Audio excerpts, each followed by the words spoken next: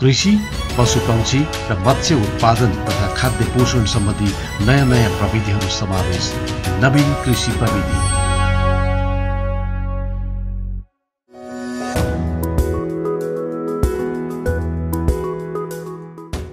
नमस्कार, कार्यक्रम नवीन कृषि प्रविधिको आजको श्रृङ्खलामा स्वागत छ। यस कार्यक्रममा हामी कृषि तथा पशुपन्छीको क्षेत्रमा प्रयोगमा आइरहेका र अनुसन्धानको क्रममा रहेका नवीन प्रविधिहरूको बारेमा जानकारी प्रस्तुत गर्ने गर्दछौँ। आजको नवीन कृषि प्रविधि कार्यक्रममा पनि हामी व्यावसायिक पशुपालनको लागि न्यूनतम आवश्यकताको रूपमा रहेको विभिन्न महत्त्वपूर्ण घाँसहरूको खेती प्रविधि बारे जानकारी प्रस्तुत गर्नेछौँ। यसबारे जानकारी दिन हामीसँग हुनुहुन्छ घाँसेबाली आनुवांशिक स्रोत केन्द्र रञ्जितपुर सर्लाहीका पशु विकास प्राविधिक उद्धव प्रसाद तिमल सिन्हा। आउनुहोस् कार्यक्रमको सुरुवात गरौँ।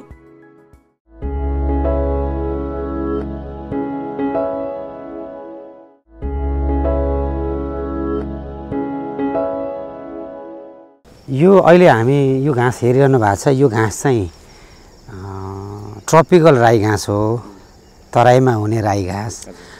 यसको अझ यसलाई गाउँघरमा धेरै नामले चिनिन्छ। मलाई घाँस पनि यसलाई भन्छन्।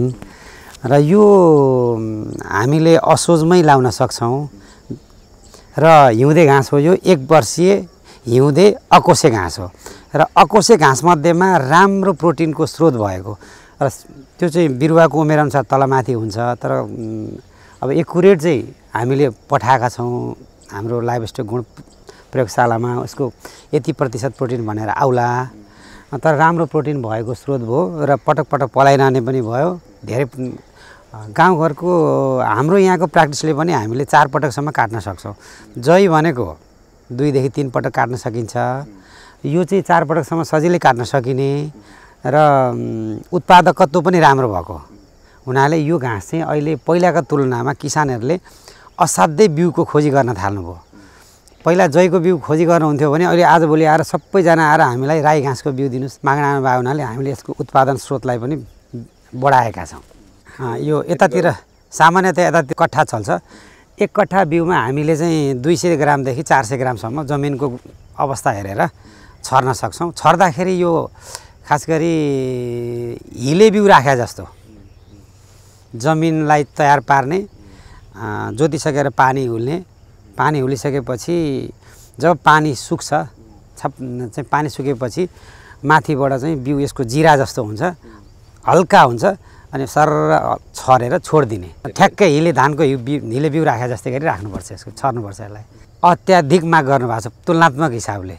अब गाउँघरमा अब यो दुध पनि अब किसानको एक्सपिरियन्सले दुध पनि बढो भन्ने अनि एकचोटि लगाएपछि धेरै पटक काट्न पनि मिल्ने, नरम पनि असाध्यै नरम अनि बाख्राले पनि गाईले पनि भैँसीले पनि असाध्यै मन पराउने। त्यो हुनाले किसानहरू अब जैको विकल्पको रूपमा पनि यसलाई लिन सकिन्छ। अत्याधिक मान्छेहरूको किसानको माग भएको अवस्था छ। यो अब हामीले यसको छरेपछि घाँस तयार भइसकेपछि काटेपछि सिधै यसलाई खुवाउन मिल्छ। अहिलेसम्मको उसमा चाहिँ ओइल्याउनु पर्ने त्यस्तो अवस्था केही खासै जानकारी छैन हामीलाई। यसमा साइड इफेक्ट पनि नभएको, उत्पादन पनि राम्रो हुने, त्यही हुनाले यो घाँस अहिले किसानको आकर्षण बढेको हुनसक्छ। राई घाँस भनेको टेम्परेट क्लाइमेटमा हुने हो, तर यो चाहिँ अहिले यो खास गरी तराई रिजनमा हुने घाँस भएको हुनाले यही क्लाइमेटमा चाहिँ यो राम्रो सर्भाइभ गर्छ। तराईको हावापानी जुन नि उष्ण प्रदेशीय हावापानी क्षेत्रमा यो राम्रो हुन्छ। खेतीपातीमा त मलजलको त आवश्यकता पर्छ नै। छर्दाखेरि धानको हिले बिउ राखे जस्तै गरी छर्ने। त्यसपछि अब सिँचाइ त आवश्यकता हेरी अब आवश्यकता अनुसार अब यो पानी डुबाइराख्ने चिज होइन। चिसो छैन भने चिसो दिनु पर्यो र प्रत्येक कटिङमा चाहिँ तपाईँलाई काटेर युरिया ट्रपडेस गर्न सकियो भने अझ राम्रो उत्पादन हुन्छ। र युरिया छरेको कम्तीमा पनि 10 दिनसम्म चाहिँ घाँस काटेर खुवाउनु राम्रो मानिँदैन। तर यो एकपटक कटिङ गरिसकेपछि 1 महिनामा चाहिँ फेरि अर्को कटिङ लिन सकिहालिन्छ 20 देखि 30 दिनभित्रमा। मेरो अनुभवले के भन्छ भने किसानहरूले जुन किसिमले आकर्षण बढ्दो क्रममा छ यो घाँसप्रतिको, यो घाँसलाई चाहिँ किसानहरूले लाउँदाखेरि यो सँगसँगै अकोसे घाँस भयो भने कोसे घाँस पनि मिसाएर खुवाउन सक्नुभयो भने, जस्तै बर्सिम साइडमा लाउने यो लगाउने दुईटै मिसाएर खुवाउन सकियो भने उत्पादकत्वमा चाहिँ पक्कै पनि राम्रो हुन्छ। किसानहरूलाई यो चाहिँ यो घाँस मात्रै होइन, यो सँगसँगै बर्सिम पनि साइडमा, जस्तै यो 1 कट्ठामा लाइयो भने 10 दुरमा भए पनि बर्सिम लाउन सकियो भने, दुईटै घाँस यो चाहिँ 2 भाग लाउने, त्यो 1 भाग मिसाउन सकियो भने अत्यन्त राम्रो हुन्छ। यो ठ्याक्कै जिरा जस्तो यसको चाहिँ दाना हुन्छ र यो किसानलाई सबैभन्दा ठुलो कुरो के भयो भन्नुहुन्छ भने थोरै बिउले पनि धेरैलाई ओगट्ने हो। जम्मा तपाईँलाई 200 देखि 400 ग्राम प्रति कट्ठा छर्नुपर्छ। 200 देखि 400 ग्राम प्रति कट्ठा हुन्छ। अब किसानहरूलाई चाहिँ के छ भने थोरै छर्नुपर्ने भए हुनाले उनीहरूको यतिले पुग्दैन कि भन्ने मान्यता छ, तर होइन। 200 ग्रामदेखि 400 ग्राम छर्नुभयो भने एकदम मजाले पुग्छ। एउटा त्यो भयो। अब चिसोमा छर्ने भए हुनाले हलक्क छिटो आउँछ, जसले गर्दाखेरि हिउँदमा असाध्यै घाँसको अभाव हुन्छ नि, त्यो बेलामा पनि किसानलाई पुरा हुने भयो। त्यही हुनाले यो घाँस चाहिँ म किसानहरूलाई अझ अरू घाँसहरूसँग पनि मिसाएर खुवाउन सक्नुभयो भने अत्यन्त राम्रो हुन्छ भन्ने कुरा म जानकारी गराउन चाहन्छु।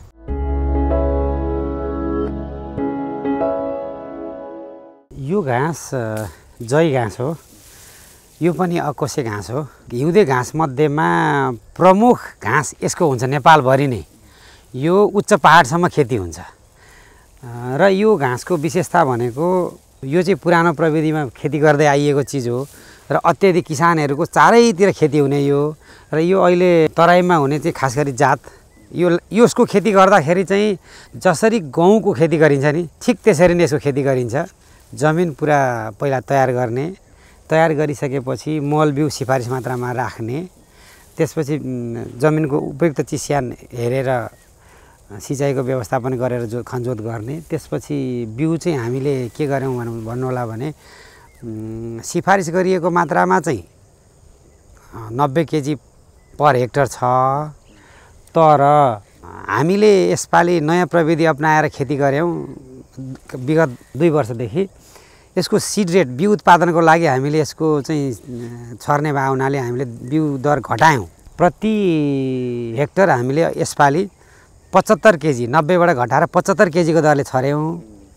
गत साल पनि त्यही गऱ्यौँ, यसपालि पनि त्यही गऱ्यौँ। गत साल हाम्रो 100 क्विन्टलबाट बढेर 135 क्विन्टल पुग्यो। यसपालि पनि हामीले अपेक्षा गरेका छौँ त्यही आधार अनुपातमा फल्छ होला र घाँस पनि राम्रो उत्पादन भएको अवस्था छ। र यसको खेती गर्दाखेरि सुरुमा हामी भदौ उच्च पहाडतिर मध्य पहाडतिर जानुहुन्छ भने असोज कार्तिक, तराईतिर छर्नुहुन्छ भने कार्तिक मङ्सिर। धान बाली लिइसकेपछि यसको बिउ छरिन्छ। छरिएपछि पहिलो पटक चाहिँ मोटामोटी हामीले 45 देखि 50 दिनमा काटिन्छ। त्यसपछि हरेक 1 महिनामा चाहिँ जसरी खेती गरिन्छ जमिनको उर्वरा शक्ति, सिँचाइ, मल कस्तो जमिन छ त्यही आधारमा काट्न सकिन्छ। र यसलाई सबभन्दा उपयुक्त चाहिँ के हुन्छ भन्नु होला, यो अकोसे बाली, कोसे बाली, भेज घाँस भन्ने एउटा हुन्छ। त्यो भेज घाँस चाहिँ यो घाँस उत्पादनको लागि छर्दाखेरि चाहिँ 3 केजी यसको बिउ, आधा केजी चाहिँ भेज घाँसको बिउ मिसाएर प्रति कट्ठाको दरले छरियो भने चाहिँ प्रोटिनको स्रोत भेज, कार्बोहाइड्रेटको स्रोत जै, यो भयो भने चाहिँ पशुवस्तुलाई चाहिने पोषक तत्त्व चाहिँ अलिकति सुधार हुन्छ र पुग्छ पनि। खास गरी घाँसको लागि चाहिँ हामीले खेती गर्दाखेरि के हो भने यो सिजन महत्त्वपूर्ण कुरा भयो। छरिसकेपछि 20 देखि 25 दिनमा पहिलो सिँचाइ दिने, पहिलो सिँचाइ दिइसकेपछि युरिया टप ड्रेस गर्ने, त्यसपछि 45 देखि 50 दिनमा पहिलो कटिङ काट्ने, काट्ने बित्तिकै सिँचाइ गर्ने र टप ड्रेस दिने, जमिनको चिस्यानको मात्रा हेरी, त्यसपछि अब काट्ने पछि गएर चाहिँ आवश्यकता अनुसार चाहिँ हरेक महिना दिन 20 देखि 30 दिनमा चाहिँ यो काट्न सकिन्छ।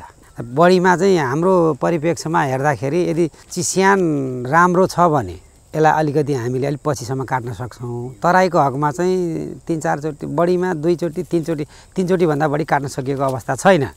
पहाडतिरको हकमा चाहिँ अलिक बढी समय काट्न सकिन्छ। अब यो तराईमा हुनेको चाहिँ खास गरी केही जातहरू छन् जो तराईमा मात्रै हुन्छन्, राम्रा पनि हुन्छन्। जस्तै यो हाम्रो अमृतधारा भन्ने जात हो।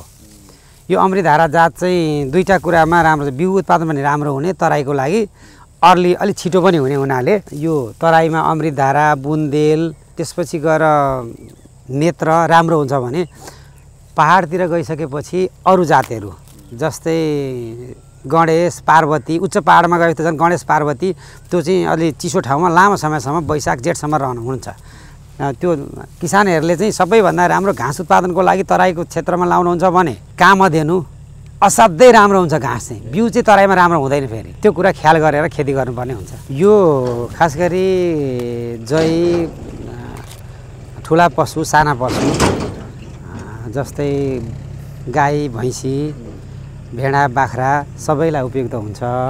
तर अझ यो सानोमा त अझ तीभन्दा पनि साना खालका जस्तै खरायो सानोमा तपाईँले दिन सक्नुभयो भने अलि नरम हुँदै खरायोहरू र बङ्गुरहरू हुन्छ नि, बङ्गुरहरूलाई पनि केही मात्रामा चाहिँ यसलाई सानोमा नछिपिकन अवस्थामा खुवाउन सकिन्छ। यो यसको नर्मल हाइट हो, यो नर्मल हाइट हो। यसको विशेषता के हो भन्नु होला भने अब बिउ उत्पादनमा लाउने भए हुनाले यसको अब सरसर्ती माथि बढो हामीले त लगायौँ, तर किसानमा चाहिँ बिउभन्दा पनि घाँस उत्पादन हुने हुनाले अलिकति सानैमा काट्दाखेरि यति हाइट हुँदैन। र अर्को कुरा यसमा बुझ्नुपर्ने कुरा के छ भने यदि हामीले बिउ पनि उत्पादन गर्छौँ घाँसको पनि उत्पादन गर्छौँ भने उद्देश्यले लगाइन्छ भने चाहिँ छर्दाखेरि यसलाई हामीले जतिसक्दो चाँडो कात्तिकमा छर्नुपर्छ र एक कटिङ काटेर छोडियो भने बिउ उत्पादन पनि हुन्छ, बिउ उत्पादन पनि हुन्छ राम्रै। र त्यसकारण यो यसमा चाहिँ बिउ उत्पादन प्लस घाँस उत्पादन दुइटै काम गर्न सकिन्छ। बिउ उत्पादन गर्ने हो भने चाहिँ सिड रेट घटाउनुपर्छ, घाँस उत्पादन गर्ने हो भने चाहिँ सिड रेट सिफारिस गरे अनुसारले छर्नुपर्छ। यो एक सिजनमा हुने घाँस हो। यो चाहिँ हामीले अघि नै भनिहालेँ मैले कार्तिक मङ्सिर पुससम्म छर्न सकिन्छ। मौसम चिसो रहन्जेलसम्म यो खेती हुन्छ, जब तातिएपछि यो हुँदैन।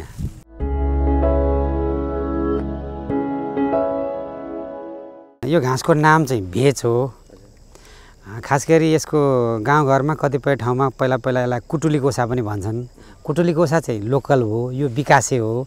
र यो घाँसको विशेषता के हो भने हामीले हिउँदे घाँसमा चाहिँ कोसे घाँस खास गरी यो तराई क्षेत्रमा मध्य पहाडी क्षेत्रमा हुने भनेको मुख्य गरी बर्सिम हो। अब बर्सिम घाँस चाहिँ जैसँग मिसाएर त्यति खेती गरिँदैन। यो चाहिँ जै घाँस मिसाएर खेती गरियो भने यो कोसे घाँसले बढीमा प्रोटिनको स्रोत भयो, जै घाँस कार्बोहाइड्रेटको स्रोत भयो, जसले गर्दाखेरि यो घाँस त्यसमा मिसाएर खेती गर्न सकियो भने घाँस पशुवस्तुलाई संयुक्त रूपमा काटेर खुवाइने भए हुनाले पशुवस्तुको चाहिँ आहारमा सुधार हुने भयो, प्रोटिनको मात्रा बढ्ने बित्तिकै पशुवस्तुले दुध बढिदिने भयो, स्वास्थ्य सुधार हुने भयो। र यो चाहिँ छुट्टै पनि गर्न सकिन्छ र पशुवस्तुले असाध्यै मन पराएर खाने घाँस हो। तराईदेखि मध्य पहाडी क्षेत्रसम्म राम्ररी हुन्छ र यसलाई खेती गर्दाखेरि जमिन खनजोत गर्ने उपयुक्त चिस्यान हेरेर त्यसपछि खनजोत गरिसकेपछि यो कोसे भएको हुनाले सकभर जुन क्षेत्रमा लगाइएको छ त्यही क्षेत्रमा लगाइयो भने राम्रो हुन्छ। यदि त्यो ठाउँबाट अन्यत्र ठाउँमा लगाउनु पर्यो भने चाहिँ यसको चाहिँ नाइट्रोजन फिक्सेस गर्ने काम यसको बिरुवाले गर्छ र यसको बिरुवाको जरामा यसैलाई हुने उपयुक्त राइजोमहरू डेभलप हुन्छ। त्यो चिजहरू चाहिँ राइजोबियम ब्याक्टेरिया यसले चाहिँ डेभलप गरेर नाइट्रोजन फिक्सेस गर्ने भए हुनाले यो अर्को प्लटमा खेती गर्दाखेरि चाहिँ यसका चाहिँ त्यो जीवाणुहरू लिएर राइजोबियम लिएर आएर मिसाएर उपयुक्त तरिकाले मिसाएर छर्दा राम्रो हुन्छ, उत्पादन पनि बढ्छ।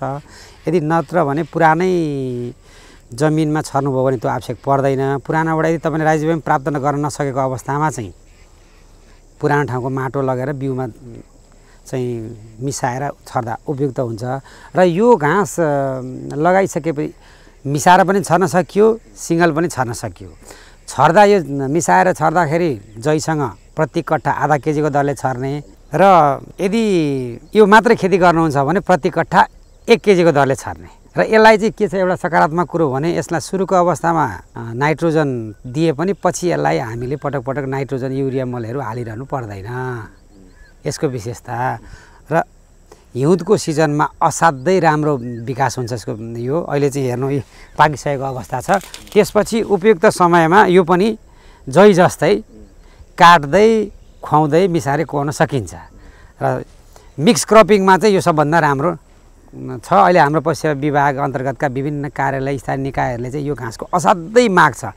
यो हाम्रो देशभरिमा हामीले खास गरीमा उत्पादन गर्ने भनेको 3 ठाउँमा छ सरकारी स्तरमा, एउटा यहाँ, एउटा जनकपुरमा र एउटा नेपालगञ्जमा। र त्यसमध्येमा सबभन्दा धेरै प्रोडक्सन गर्ने हामी नै हौँ। हामी कहाँ यो 700 देखि 1000 केजीसम्म मोटामोटी उत्पादन हुन्छ र यो असाध्यै पोसिलो घाँस हो। यो खेती लगाएर पशुपालन गर्छु भन्ने किसान भन्दा पनि यो खेती तपाईँले यदि जै खेती अथवा अकोसे घाँस मात्रै लगाएर चाहिँ पशु पाल्छु भन्नुहुन्छ भने पशुपालन अपूर्ण हुन्छ, पशुलाई चाहिने पोषक तत्त्व पूर्ण हुँदैन। त्यही हुनाले तपाईँले यही सामान्य कुरा यो घाँसको बिउ जै छरिरहनु भएको छ, ट्रपिकल राई घाँस छरिरहनु भएको छ, त्यसमा यसलाई अलिकति मिसाइदिनु भयो भने त्यो घाँसको गुणस्तर एकदम सुधार भइहाल्छ। जसले गर्दाखेरि उत्पादकत्व राम्रो भएको हुनाले म किसानहरूलाई के सल्लाह दिन सक्छु भने कतिपय किसानहरूलाई थाहा छ यही गर्नुहुन्छ, जानकारी नहुने किसानहरूले चाहिँ यो घाँस पनि मिसाएर खेती गर्न सक्नुभयो भने उत्पादकत्व राम्रो लिएर उत्पादन राम्रो लिन सकिन्छ र फाइदा हुन सक्छ।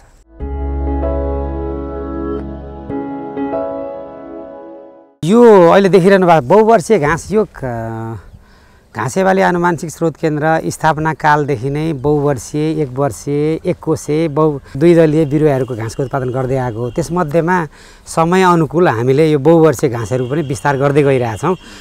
बहुवर्षीय घाँसमा हामीसँग भएका घाँसहरू मध्येमा रेड नेपियर, बङ्गलादेशी नेपियर, जस्तै यो रेड नेपियर हो, उतापट्टि देख्नुहुन्छ स्मार्ट नेपियर, यो सुपर नेपियर, अनि यहाँनिर धेरैवटा घाँसहरू देख्नुहुन्छ नि।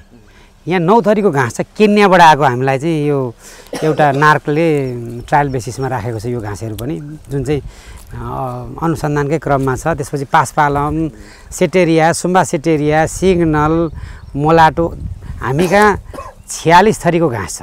त्यसमध्येमा किसानहरूले जस्तो जस्तो माग गर्नुहुन्छ त्यही अनुकूलको हामी प्रविधि खोजी गरेर यहाँ चाहिँ लगाउँछौँ, जसले गर्दा किसानहरूलाई चाहिँ हामी कहाँ आइसकेको किसानहरू चाहिँ फर्किनु नपरोस् त्यो खालको छ। अब यो घाँसहरूको विशेषता के हो भन्नु होला भने फेरि यो नेपियरहरूको चाहिँ विशेषता के हुन्छ, समय अनुकूल पोषक तत्त्व भएका, जस्तै यो रेड नेपियर, यसमा सेलेनियम र आइरनको मात्रा बढी छ, जसले गर्दाखेरि पशुवस्तुमा प्रत्यक्ष सकारात्मक उत्पादनमा प्रभाव पार्छ। त्यस्तै सुपर नेपियर हामीसँग छ। सुपर नेपियर भनेको छिटो एकदमै ग्रोथ गर्ने, छिट्टो हुन्छ त्यो घाँस, त्यो हामीसँग छ। स्मार्ट नेपियर बाख्राको लागि राम्रो, त्यो पनि छ हामीसँग। पासपालम जुन चाहिँ जमिनमा पानी चाहिँ जम्छ त्यस्तो ठाउँमा हुने पनि छ, जो चाहिँ 12 महिना 12 काल पानी जम्छ, त्यो पारा घाँस त्यो पनि छ हामीसँग। र यो घाँसको विशेषता चाहिँ के हो भन्नु होला भने सानो क्षेत्रमा धेरै घाँस दिने, पटक पटक काट्न सकिने। जस्तै यो घाँस त वर्षभरि काट्न सकिन्छ, 1-2 महिना मात्रै, 1 महिना जाडो महिनामा 1 महिना जति चाहिँ कम हुन्छ। यो चाहिँ तपाईँलाई वर्षैभरि काट्न सकिन्छ लगभग। बर्सातमा पानी पर्यो 15 दिन, 1 महिना, 15 दिन जम्यो भने पनि यो रेड नेपियर, बङ्गलादेशी नेपियर मर्दैन, सुपर नेपियर मरे पनि। त्यस कारणले यो घाँसहरू चाहिँ किसानहरूको माग अनुसार चाहिँ हामीले उपलब्ध गराउन सक्छौँ। दोस्रो कुरा पशुपालन चाहिँ को चाहिँ मूल आधार भने पनि हुन्छ यो नेपियर घाँस, जुन चाहिँ सानो क्षेत्रमा धेरै घाँस उत्पादन गर्न सकिन्छ। त्यही भएर यो घाँसकै किसानहरूलाई लगाउन म असाध्यै सुझाव सल्लाह दिन्छु। यो बहुवर्षीय घाँस हो, 10-12 एकपटक लगाएपछि 10-12 वर्षसम्म लाउन सकिन्छ। सामान्यतया 4-5 वर्षमा हामीले चेन्ज गर्छौँ। तर के हुन्छ भने 10-12 वर्षमा लाउने हुँदाखेरि यसलाई वर्षमा एकचोटि खनजोत गरेर मलजल चाहिँ गर्ने व्यवस्था गर्न सकियो भने चाहिँ यो लामो समयसम्म राख्न सकिन्छ। तराईदेखि मध्य पहाडसम्म राम्रो हुन्छ। यो कस्तो घाँस हो भन्नुहुन्छ भने सिँचाइको व्यवस्था भएको तर पानी नजम्ने जमिनमा लगाइयो भने सबभन्दा उपयुक्त हुन्छ। यो चाहिँ खास गरी ठुला पशुवस्तुलाई उपयुक्त हुन्छ। खुवाउन त साना पशुवस्तुलाई पनि खुवाउन सकिन्छ, तर अब ठुला जुनलाई चाहिँ बढी मात्रामा बायोमासको आवश्यकता पर्छ त्यस्ता पशुहरूलाई यो उपयुक्त हुन्छ। हवस् त आजको कार्यक्रम यति नै। अर्को साता पुनः भेट्ने बाचाका साथ म लगायत हाम्रो सम्पूर्ण टिमलाई बिदा दिनुहोस्। नमस्कार।